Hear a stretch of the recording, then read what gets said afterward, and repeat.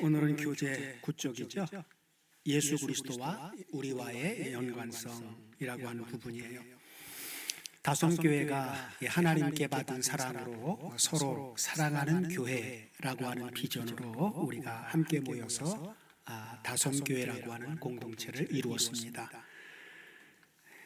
그래서 하나님께 받은 사랑은 요한복음 3장 16절이었죠. 하나님이 세상을 이처럼 사랑하사 독생자를 주셨으니 이는 저 안에서 믿는 자마다 멸망치 않고 영생을 얻게 하려 하십니다. 왜 하나님이 세상을 사랑하셔야만 되느냐? 세상에 그리고 왜 독생자를 보내줘야만 되느냐라고 하는 것은 바로 독생자를 보내주어야만 되는 이유가 오늘 읽은 본문에서도 나오죠. 아들을 낳으리니 이름을 예수라 하라.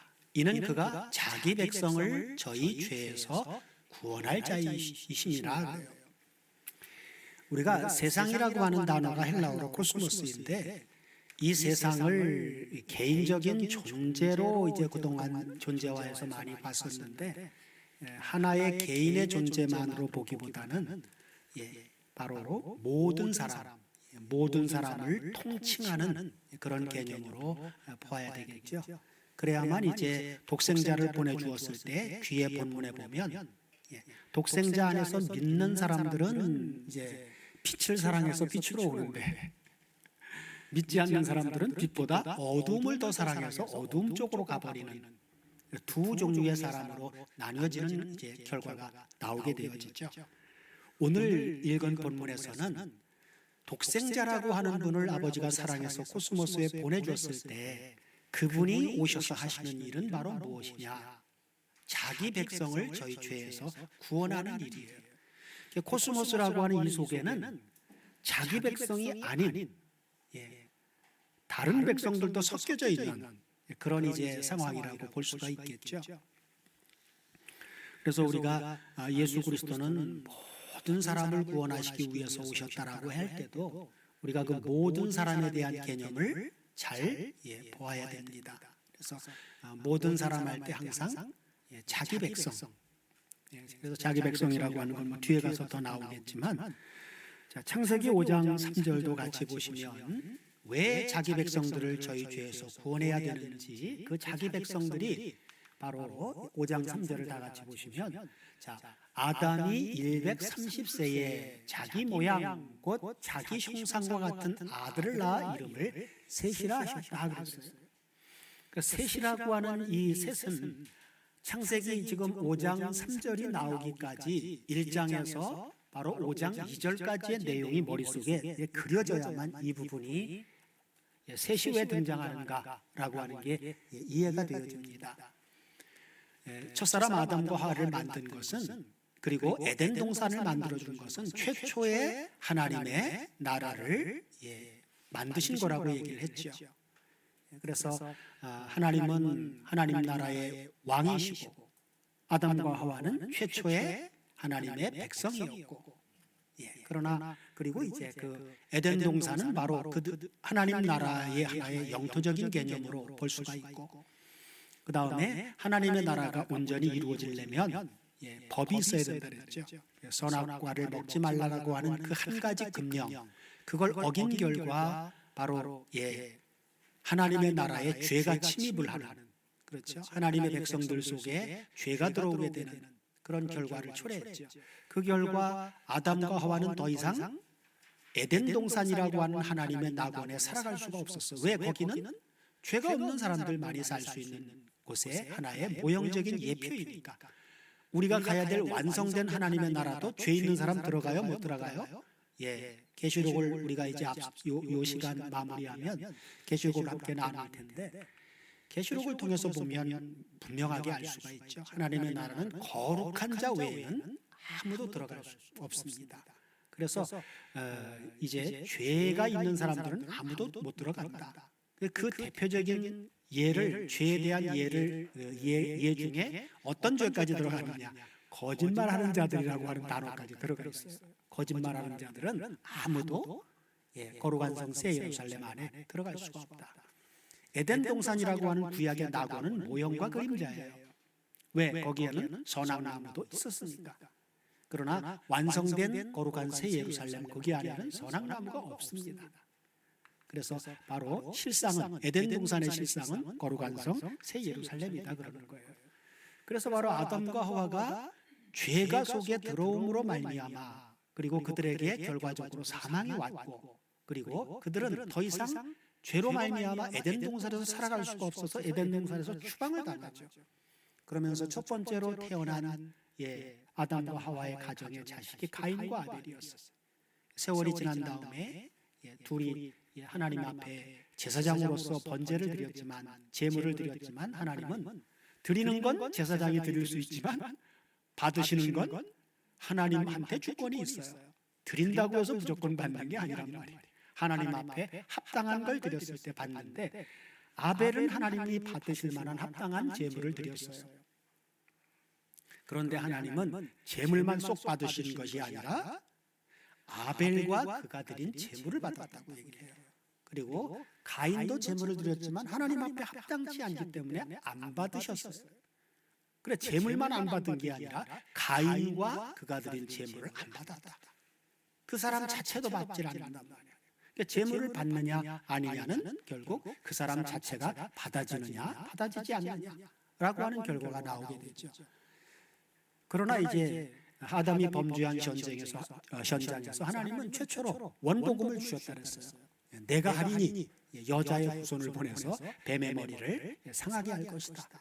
뱀은 그 소리를 들었기 때문에 여자의 후손이 나올 줄기를 끊어버려야 되는, 끊어야 버려야 된다는 생각 때문에 가인을 충동질해서 결국 동생 아벨을 죽여버렸단 말이에요.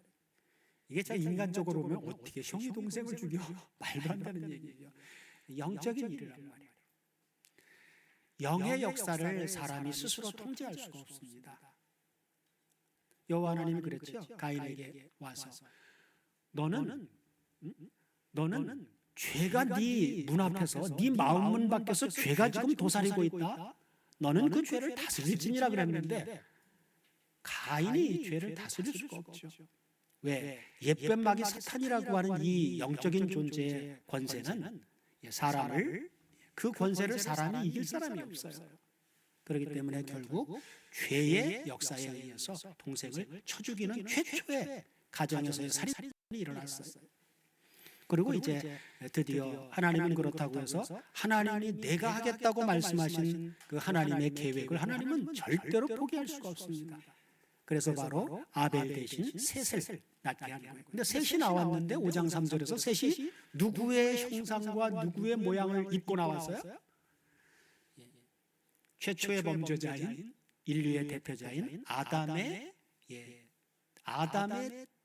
젤렘 때무투 그렇죠. 모양과 형상을 가지고 태어났단 말이에요. 이것이 바로 태어날 때부터 아담의 범죄가 태어나는 모든 사람들에게 똑같이 전가되어진다라고 하는 원죄의 그 죄의 그 구체적인 내용을 말해주고 있는 거예요. 죄가 바로 뭐냐? 아담의 형상과 아담의 모양 이걸 가지고 태어난 것 자체가 죄를 전가받아서 태어난 거예요. 그래서 아담 이후에 하나님의 자녀들도 창세전에 물론 그리스도 안에 있었지만 이 땅의 혈과육으로 태어날 때에는 첫사람 아담의 형상과 첫사람 아담의 모양을 입고 태어나도록 되어 있단 말이에요. 그렇기 때문에 바로 죄 가운데 하나님의 백성도 태어나니까 2000년 전에 예수님이 여자의 후손으로 그리고 구약이 예언한 대로 메시아로 오실 수밖에 없었던 것은 자기 백성을 저희 죄로부터 구원해내는 일을 하기 위해서 오셨다. 그래서 예수님과 우리와의 관계는 그러니까 죄 가운데 있는 나를 구원해 주시는 그런 구세주와 죄인과의 관계인데 우리를 죄로부터 구원해 주시면 이제 거기서 신분이 바뀌어져 버리죠. 신분이 바뀌어 죄인에서 예수님의 구원을 받고 값없이 의롭다함을 얻은 의인으로 바뀌어져 버리고 그걸 이제 칭의라고 얘기를 합니다. 삶으로는 아직 의로운 삶을 살지 못하지만 예수 안에서 죄와 사망이 우리에게서 다 해결돼 버리는. 그것을 갈라디아서 5장 24절에서는 육체와 함께 정과 욕심을 십자가에 못 박았다. 그렇게 얘기를 하는 거죠.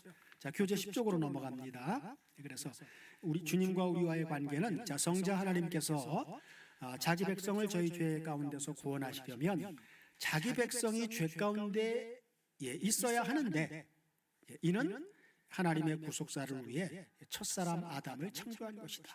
첫사람 아담의 역할은 하나님의 백성들이 죄 가운데 태어나는 역할을 하도록 하기 위해서 창조한 거예요. 아담이 범죄하지 않았다면 하나님의 백성들이 죄 가운데 태어나는 통로가 없어져 버리죠. 자, 다음 문제 보면 자, 그렇다면 성자 하나님이신 예수께서 구원하실 자기 백성은 누구냐? 자기 백성을 죄에서 구원한다고 하는데 자, 히브리서 2장 11절을 보면 우리가 앞서도 함께 보았던 말씀인데 자, 같이 다시 한번 보겠습니다. 자, 거룩하게 하시는 자와 거룩하게 함을 입은 자들이 다 하나에서 난지라. 그러므로 형제라 부르시기를 부끄러워하지 아니하셨다. 그래서 여기에 거룩하게 하시는 자는 바로 누구예요? 성자 하나님이신 예수께서, 그렇죠? 성육신에서 우리에게 오신 얘기, 그렇죠? 그 다음에 거룩하게 함을 입은 자들은 아담을 통해서 속에 죄와 사망을 가지고 태어난 죄인이지만 거룩하게 하시는 주님이 오셔서 구원해 주시면 바로 거룩하게 함을 입은 자들이 되는 거죠. 여기에서 바로 누굴 찾아야 된다 그랬어요? 다른 사람이 아닌 나를 찾아야 된다. 그래서 아래 설명해 놓은 걸 같이 한번 보겠습니다. 자, 거룩하게 하시는 자 단수는 성자 하나님이신 예수 그리스도이시고 거룩하게 함을 입은 자들인 복수는 바로 그리스도 안에서 그의 피로 죄사함의 은혜를 입은 다른 사람이 아닌 우리이다. 자, 그 다음에 다음 문제 보면 자, 거룩하게 하시는 예수님과 그리고 우리가 태어난 하나, 그래서 둘 다 하나에서 났다고 그랬죠. 그 하나는 누구인지 그것은 바로 고린도전서 1장 30절에서 대답을 해주고 있습니다. 자, 같이 한번 보실게요. 자, 너희는 하나님께로부터 나서 그리스도 예수 안에 있고 예수는 하나님께로서 나와서 우리에게 지혜와 의로움과 거룩함과 구속함이 되셨다. 그래서 히브리서 2장 11절을 여기다 대입을 하면 너희는 바로 거룩하게 함을 입은 자들이 우리죠. 우리도 어디서 태어났어요? 하나님께로부터 났다. 하나님께로부터 태어났다. 하나님 속에 있다 나왔다 그 말이에요. 그 다음에 그리스도 예수도 뒤에 보면 예수도 하나님께로서 나왔죠. 그렇죠? 근데 우리는 하나님께로부터 났지만 우리는 죄 가운데 이 지구상의 모습을 드러낼 때는 죄 가운데 모습을 드러냈어요. 그러나 예수님은 하나님께로부터 나왔지만 나올 때부터 그분은 죄 가운데 태어난 분이 아니에요. 그래서 그분의 출생은 특별하죠. 성령으로 잉태됐다고 얘기를 해요. 우리는 부정모혈에 의해서 출생을 했는데 예수 그리스도는 부정모혈에 의해서 출생된 분이 아니죠. 처녀 마리아의 배에 다이렉트로 성령에 의해서 하나님의 씨가 잉태되어져서 태어났기 때문에 그분은 태어날 때부터 거룩한 자로 태어났고 죄가 없는 하나님의 아들로 태어난 거예요. 그렇기 때문에 우리의 죄값을 대신 짊어지실 수가 있는 겁니다. 그분도 만약에 우리처럼 죄인으로 태어났다면 우리 죄값을 대신 담당할 그런 조건이 되어지질 않죠. 그래서 바로 거룩하게 하시는 자와 거룩하게 함을 입은 자들이 다 하나에서 났다라고 하는 하나는 고린도전서 1장 30절로 적용을 하니까 우리도 하나님께로부터 태어났고 예수님도 하나님께로부터 태어났고 그래서 바로 한 분 하나님 아버지 하나님께로부터 태어났다라고 하는 것을 알 수가 있죠. 다음은 성경이 증거하는 나의 존재의 시작에 대해서 한번 살펴보도록 할게요. 자, 성경은 나의 존재의 시작을 언제로 말씀하십니까? 우리가 과거에 에베소서 1장 3절 4절을 모를 때는 저도 그랬어요. 세상 육신의 부모를 통해서 태어나서 어느 날 예수 믿으라고 하는 소리를 듣고 예수 믿어서 내가 하나님의 자녀가 됐나 보다. 이렇게 이제 처음에는 생각하고 살았는데 이 에베소서 1장 3절은 그것을 완전히 우리의 그러한 지식을 완전히 뒤집어 엎어놓는 말씀이죠. 다 같이 한번 천천히 보겠습니다.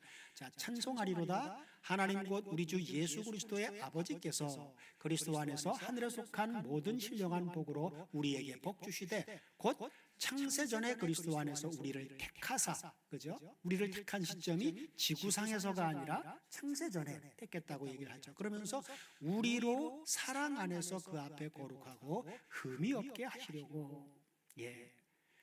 이것 때문에 혈과 육 속에 태어나는 그러한 일들이 바로 요 뒤에 부분 때문에 필요한 거죠. 그 앞에 거룩하고 흠이 없게 하시려고. 다음 절 보면 그 기쁘신 뜻대로 우리를 예정했다. 하나님이 다 정해놓으셨다 그 말이죠. 예수 그리스도로 말미암아 자기의 아들들이 되게 하셨어. 그러면서 뒤에 이는 그렇게 하신 하나님의 목적은 그의 사랑하시는 자 안에서 우리에게 거저 주시는 바 그의 은혜의 영광을 찬미하게 하려 하시니라. 뒤에 가서는 찬송의 존재가 되게 하려 이렇게 얘기해요.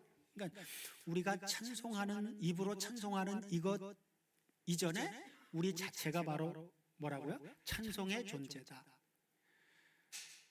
아무리 아름다운 목소리로 찬송을 한다고 할지라도 하나님의 은혜로 찬송의 존재를 만들어주지 않은 사람이 하는 찬송은 그건 노래에 불과해요. 하나님은 그 찬송 안 받으십니다.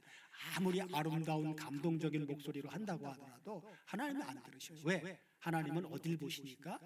하나님은 목소리를 들으는 게 아니라 중심을 보시니까.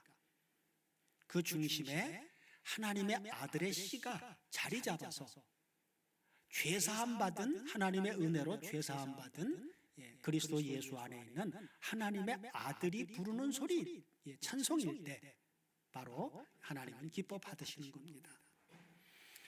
그래서 창세전에 그리스도 안에서 우리를 택하셨다고 말씀하시니까 우리의 시작은 이 땅의 모습을 드러낸 게 시작이 아니라 창세전부터 시작이다 그 말씀이죠. 자, 그래서 다음 문제를 보면 더 확실하게 우리가 볼 수가 있는데, 자, 그렇다면 우리를 불러 구원하신 하나님의 은혜, 죄 가운데 있는 우리를 구원해 준 게 하나님의 은혜라고 이제 얘기를 하는데, 그렇다면 우리를 불러주신 하나님의 은혜는 언제부터 주어진 은혜를 우리가 이 지구상에서 받았느냐 그 말이에요. 디모데후서 1장 9절을 보면 아주 분명하게 얘기를 해줍니다. 디모데후서는 누가 누구에게 쓴 거예요? 바울이. 디모데는 복음의 아들이라고 얘기를 하죠. 복음의 아들에게 준 서신이 바로 이제 디모데후서예요. 디모데후서는 사도 바울이 기록한 시점이, 사도 바울은 이제 자기 사역을 마치고 이제는 달려갈 길 다 가고 지금 아버지께로 갈 때가 이른 것을 감지한 상태예요. 이제 자기는 떠나지만, 그렇지만 디모데는 아직 해야 될 일이 많으니 남아있는 디모데에게 마지막으로 유언처럼 남긴 것이 바로 디모데후서입니다. 자, 보면은 이렇게 얘기를 하죠. 자, 하나님이 우리를 구원하사 거룩하신 부르심으로 부르심은 우리 행위대로 하심이 아니요 오직 자기 뜻과 영원한 때 전부터 그리스도 예수 안에서 우리에게 주신 은혜대로 하심이라. 그러니까 우리에게 주신 은혜는 언제부터 주어진 거예요? 그러니까 지구상에서 경험한 은혜는 영원한 때 전부터 그리스도 예수 안에서 우리에게 주셨던 은혜를 다시금 회복시켜 준 것, 다시금 살려주신 것입니다. 그래서 영원한 때 전부터, 그렇죠, 그리스도 예수 안에서 우리에게 주셨던 은혜다. 그러나 이제 혈과 육 속에 태어나면서 영원한 때 전부터 주어졌던 그 은혜를 까맣게 다 잊어버리도록 지워버리신 거죠. 그 지워버린 기억을 살려주는 사역은 누가 하신다고요?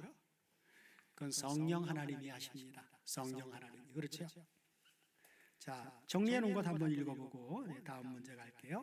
자, 영원한 때 전부터 그리스도 안에서 주셨던 은혜입니다. 그러므로 창세기 1장 1절에서 천지를 창조하신 하나님의 역사는 영원한 때 전부터 그리스도 예수 안에서 우리에게 주셨던 은혜를 회복하시고자 세우신 하나님의 구원 계획의 완성을 위한 시작입니다.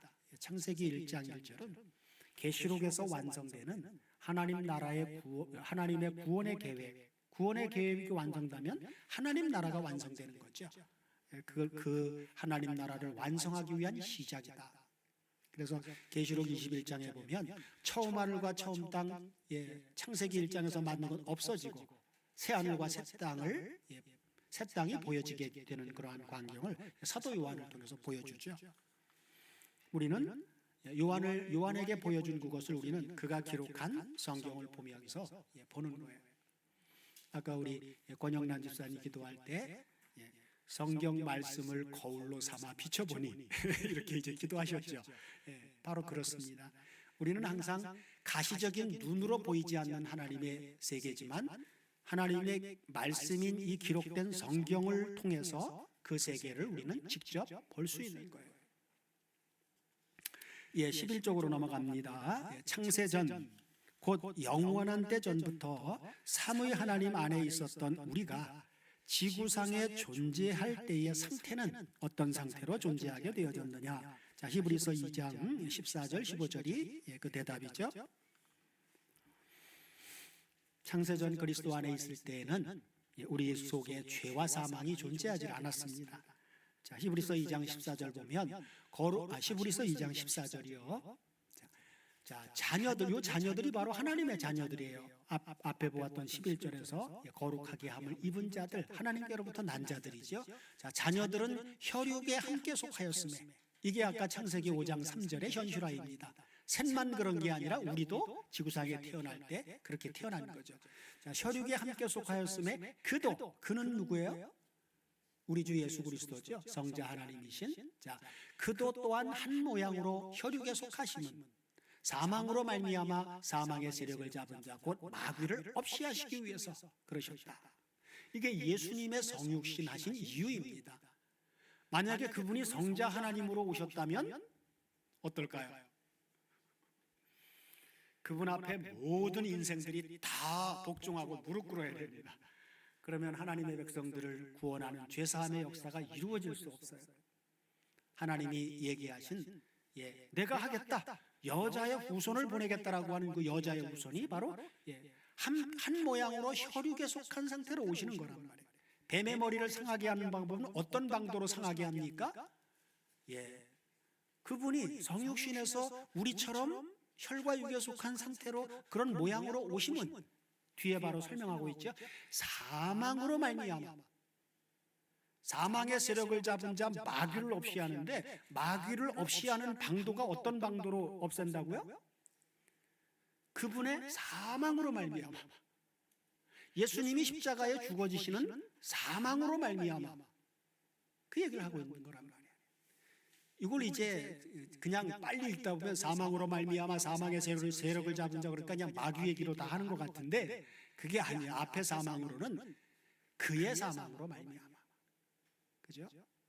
십자가에 예수님이 죽어야만 되는 이유는 그래야만 사망의 세력을 잡은 자 마귀를 없이 할 수 있단 말이에요. 왜? 그분이 십자가에 죽으심은 무엇 때문에 죽으신 겁니까?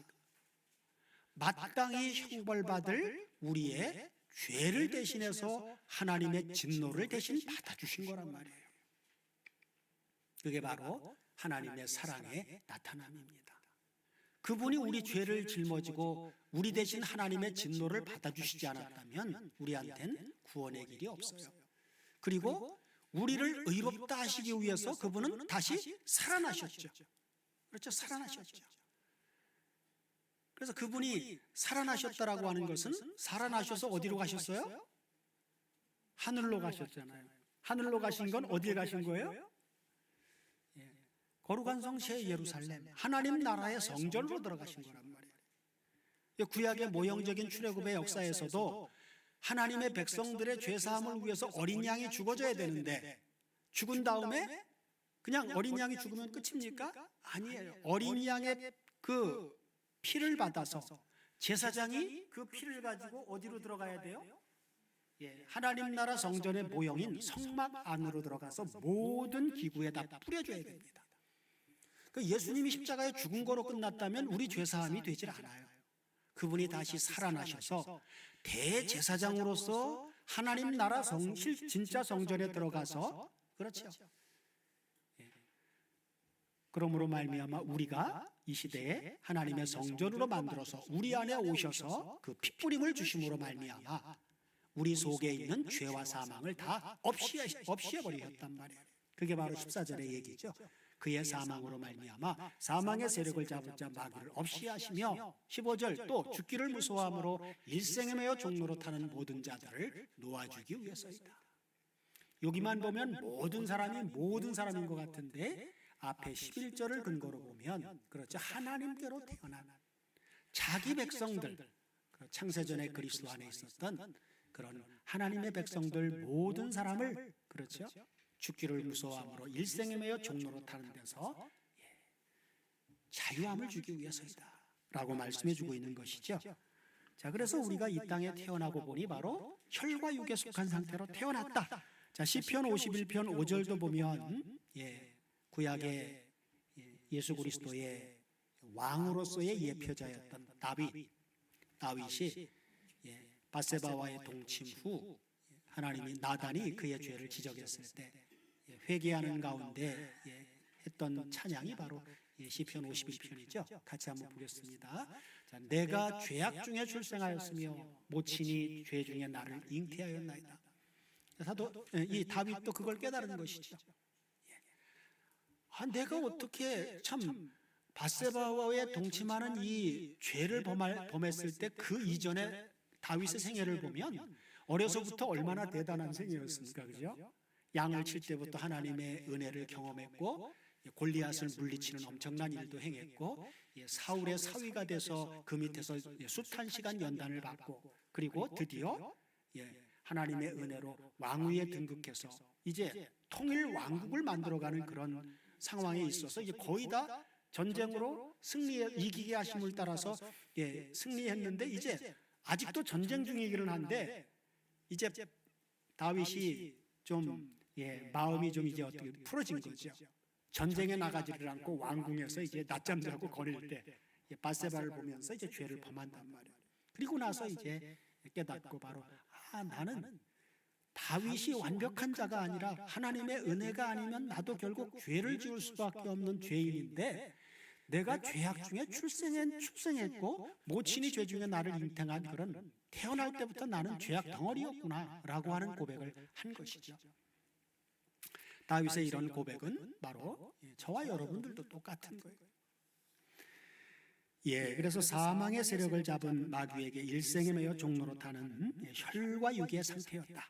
그게 이제 우리가 지구상에 태어났을 때의 모습입니다. 자, 다음 11쪽 다음 주제 들어가면 첫 아담과 예수 그리스도의 차이점과 우리와의 연관성. 그래서 하나님의 구원 계획의 완성으로 위한 첫 아담과 예수 그리스도와 우리와의 관계성은 무엇입니까? 고린도전서 15장 45절 이하를 보면 첫 아담과 마지막 아담인 예수 그리스도를 대조해서 대조해서 명확하게 보여주는데, 같이 한번 보실게요. 기록된 바 첫사람 아담은 산 목숨적인 존재가 되었다 함과 같이 마지막 아담은 살려주는 영이 되었다. 그러면서 그러나 먼저는 신령한 자가 아니고 육 있는 자고 바로 마지막 아담인 예수 그리스도는 신령한 자다. 그래서 아담이 그러면 언제부터 육 있는 자냐? 선악과를 먹기 전부터냐 아니면 선악과를 먹고 난 후냐? 이게 기준이 중요한데 앞에 45절에 기록된 바 첫사람 아담은 산 목숨이 되었다라고 하는 이 시점은 선악과를 먹은 다음이에요? 아니면 선악과를 먹기 전이에요? 창세기 2장 7절 말씀을 그대로 사도 바울이 인용한 것이기 때문에 선악과를 먹기 전부터 첫사람 아담은 육 있는 자로 만들어졌다는 거예요.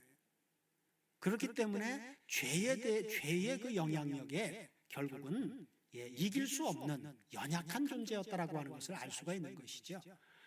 자, 그래서 다음 절도 보면 첫사람 아담은 육 있는 자인데 왜 그러냐? 첫사람 아담은 어디서 났어요? 땅, 개라고 하는 땅에서 났으니 흙에 속한 자이거니와 둘째 사람 예수 그리스도는 어디에서 났다고요? 하늘. 출생 자체가 다르죠. 첫사람 아담은 아담아라고 하는 땅으로부터 그 속에 있는 아파르를 끄집어내서 만들었다고 하죠. 그 출신 성분 자체가 땅이에요. 그렇죠? 그래서 창세기 2장 7절에서 천지의 톨레도트가 이러니라. 하늘과 땅의 족보가 이렇다고 하는데 아담은 흙에서 나왔기 때문에 흙의 족보라고 얘기를 하는 거예요. 그 출처가. 그래서 흙에 속한 자이고 육에 속한 자이다. 자, 다음 절 보면 이제 복수화돼요. 단수로 대조돼서 보여주다가 무릇 흙에 속한 자는 저 흙에 속한 자들과 같다. 복수화되어지죠. 그 다음에 하늘에 속한 자는 저 하늘에 속한 자들과 같다. 그러면서 49절 보면 우리 얘기가 나와요. 그렇죠? 우리는 시작이 흙에 속한 자의 형상을 입은 것 같이 그래요. 이건 시작이 언제부터 시작이에요? 창세 전은 여기 빼버린 거예요. 그죠? 창세 전에 우리 그리스도 안에 있을 때는 우리는 흙에 속한 자의 형상이 아니었어요. 그때는 예수 그리스도 안에 있었으니까 그리스도의 형상이었고 하나님의 형상이었죠. 여기는 바로 혈과 육에 태어났을 때 그 기점을 이야기해 주는 겁니다. 흙에 속한 자의 형상을 입은 것 같이 또한 하늘에 속한 자의 형상을 입으리로다. 그죠? 그러면서 다음 절 50절에 보면 혈과 육의 한계죠. 형제들아 내가 이것을 말하노니 흙에 속한 자인 혈과 육은 하나님의 나라를 유업으로 받을 수 없고 또한 썩은 것은 썩지 아니할 것을 유업으로 받지 못하느니라 하고 말씀해 주고 있죠. 그래서 바로 첫사람 아담과 예수 그리스도의 차이점, 그 존재 자체가 완전히 다릅니다. 산목숨적인 존재요. 예수 그리스도는 살려주는 영의 존재고 아담은 흙에 속한 자고 예수 그리스도는 하늘에 속한 자고, 그죠? 예수님은 신령한 분이고 첫사람 아담은 육에 속한 자이고 이렇게 대조적이단 말이에요. 그러니까 첫사람 아담을 통해서 그 계통으로 태어나면 죄를 지을 수밖에 없는 그러한 연약한 존재다 그 말이에요. 그래서 첫사람 아담을 대표성이라고 우리가 얘기했죠. 우리가 만약에 첫사람 아담처럼 흙에 속한 자의 존재로 에덴 동산에 있어도 우리도 여전히 선악과를 먹을 수밖에 없는 연약한 존재다. 그래서 첫사람 아담 원망할 필요 없다. 그건 대표성을 말씀하고 있는 거라고 그랬죠. 정리해 놓은 것 한 거 읽고 다음 넘어가도록 할게요. 영원부터 만물을 창조하신 하나님 속에 감추었던 비밀의 경륜인 구원 계획의 시작은 우리로 죄와 사망이 주장하는 첫 아담의 형상을 입게 하신 것이고 우리 구원의 시작과 과정과 완성은 영원한 때 전부터 주셨던 은혜대로 그리스도의 형상을 입게 하시는 것입니다. 첫 아담의 형상을 입은 우리가 자력으로 우리 예수 그리스도의 형상을 입을 수 있습니까? 그것은 아까 50절대로 그죠? 혈과 육은 하나님 나라를 유업으로 받을 수 없다. 우리 자력으로는 예수 그리스도의 형상을 입을 수가 없다라고 하는 것을 말해주고 있죠. 자, 그렇다면 예수 그리스도의 형상을 입는 비결은 뭐냐? 우리가 예수 그리스도의 우리 스스로는 할 수 없는데 그렇다면 예수 그리스도의 형상을 입는 비결은 갈라디아서 4장 1절 이하를 보면 이렇게 나오죠. 다 같이 보겠습니다. 내가 또 말하노니 유업을 이을 자가 모든 것의 주인이라 어렸을 동안에는 종과 다름이 없어서 그 아버지의 정한 때까지 후견인과 청지기 아래에 있나니 이와 같이 우리도 어렸을 때에는 이 세상 초등학문 아래에 있어서 종노릇하였더니 때가 참에 하나님이 그 아들을 보내사 여자에게 나게 하시고 율법 아래 나게 하신 것은 그렇죠. 예수 그리스도를 성육신에서 이 땅에 보내신 이유는 혈과 육 속에 율법 아래에 있는 우리를 성량해서 우리로 아들의 명분을 얻게 하기 위해서란 말이에요. 성육신하신 예수님이 성자 하나님이 성육신으로 오셔서 십자가에 죽으시고 다시 부활하시는 이 역사가 없으면 우리는 아들의 명분을 얻을 길이 없습니다. 그래서 다음 절 보면 나오죠. 너희가 원래부터 하나님의 아들이기 때문에 하나님이 그 아들의 영을 우리 마음 가운데 보내사 아빠 아버지라 부르게 하셨느니라 그러죠. 이것이 바로 우리가 하나님의 형상을 입게 하신 놀라운 역사입니다. 아들의 영, 고린도전서 아까 15장 45절에서는 아들의 영을 어떤 영으로 말했어요? 살려주는 영이다. 허물과 죄로 죽었던 우리를 살려주는 영. 근데 갈라디아서에서는 왜 아들의 영이라고 했을까요? 바로 위에서 율법 아래 나게 하신 것은 우리로 하여금 아들의 명분을 얻게 하려 하심이라고 하는 아들의 명분을 얻게 하는 그 말씀의 문맥에서 나온 것이기 때문에 아들의 영이라고 하는 거예요. 여기 아들이라고 하는 것은 휘오스가 아니라 휘어테시아라고 하는 바로 아들로 받아들임이라고 하는 의미의 단어입니다. 아들의 영을 우리한테 보내주심으로 말미암아 아들의 명분을 얻었다라고 하는 것이 아들로 우리를 아들로 받아주셨다는 거예요. 원래 아들이었는데 혈과 육속에 있을 때는 탕자처럼 집 나간 아들이었어요. 그러나 살려주는 영인 아들의 영인 부활한 예수 그리스도를 우리에게 보내줌으로 말미암아 다시 아들로 받아주셨다 그 말이에요. 그래서 하나님께서 하나님의 때에 아들의 영을 우리 마음 가운데 보내주셔야만, 그렇죠? 그래서 고린도후서 4장 4절에서 7절을 보면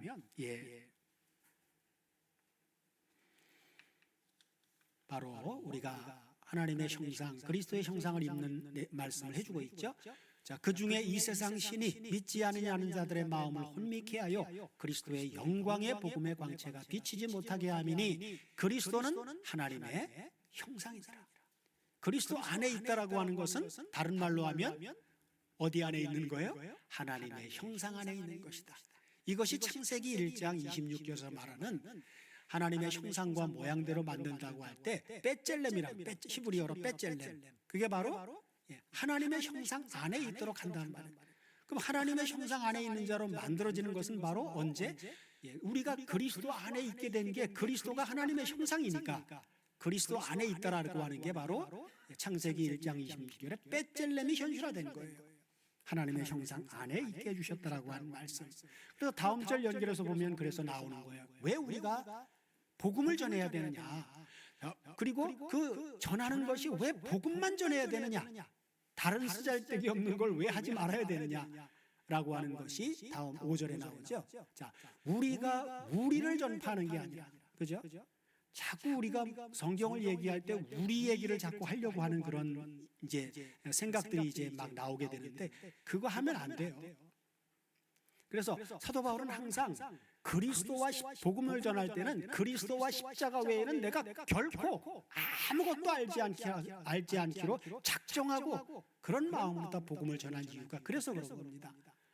다른 이물질이 묻어버려요. 다른 게 나가버리면.